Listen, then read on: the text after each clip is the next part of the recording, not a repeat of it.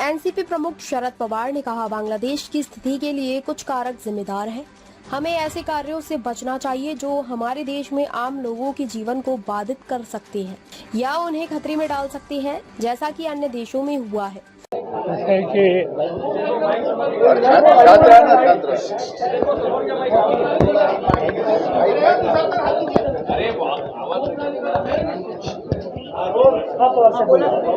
बांगलादेशमध्ये काही गोष्टी घडतात. बांगलादेशमध्ये आपण बघितलं की सत्ता परिवर्तन त्या ठिकाणी झालेलं आहे आणि सत्ता देशांच्या विरुद्ध तिथं तरुण पिढीने उठाव केला. त्यातनं काही गोष्टी घडल्या. पण दुर्दैवानं त्याची प्रतिक्रिया भारतात काही ठिकाणी होती. ती प्रामुख्यानं बांगलादेशच्या बॉर्डरवर पश्चिम बंगाल वगैरे ही राज्य तिथं ती स्थिती थोडी अधिक गंभीर होती. पण तिथं काही घडलं त्याची फळा महाराष्ट्रात होती असं कधी वाटलं नव्हतं. त्याचं मी खोलात जाऊ इच्छित नाही. पण आजच्या परिस्थितीमध्ये समाजाच्या सगळ्या थरामध्ये एकवाक्यता आणि सामंजस्य याची अतिशय गरज आहे. आणि म्हणून जे काही घडलं काही ठिकाणी महाराष्ट्रात ते राज्याच्या समाजाच्या हिताचं नाही.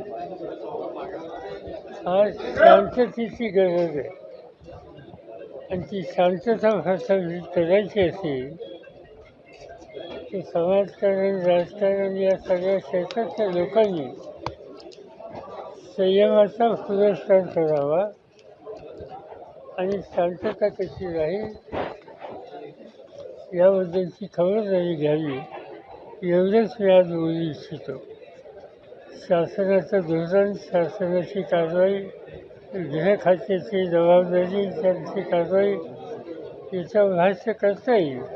पण आज मला शांतता आणि सौहार्द याचं महत्त्व जास्त वाटतं आणि म्हणून त्याच्या अन्य बाबी ज्या आहेत त्याचं मी भाष्य करू इच्छित नाही.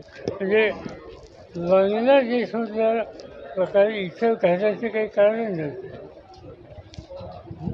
त्यामुळे जे कोणी यामध्ये सहभागी होत असतील माझं आव्हान त्यांना हे आहे की आपण अन्य देशात काही झालेल्या गोष्टीच्यासाठी आपल्या देशामध्ये सर्वसामान्य लोकांचं जीवन उद्ध्वस्त होईल किंवा संकट असेल असं काही करता कामा नये. लाल किल्ल्यावर भाषण देत असताना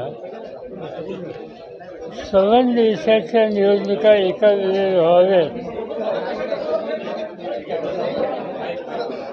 सवन देशाच्या निवडणुका एका वेळेला व्हाव्यात या प्रकारची भूमिका मांडली आणि ती भूमिका मांडून 12 तास नाही गेले तर आपल्याला ऐकायला मिळते की जम्मू काश्मीरची निवडणूक जाहीर झाली, हरियाणाची झाली, झारखंड आणि महाराष्ट्राची झाली नाही.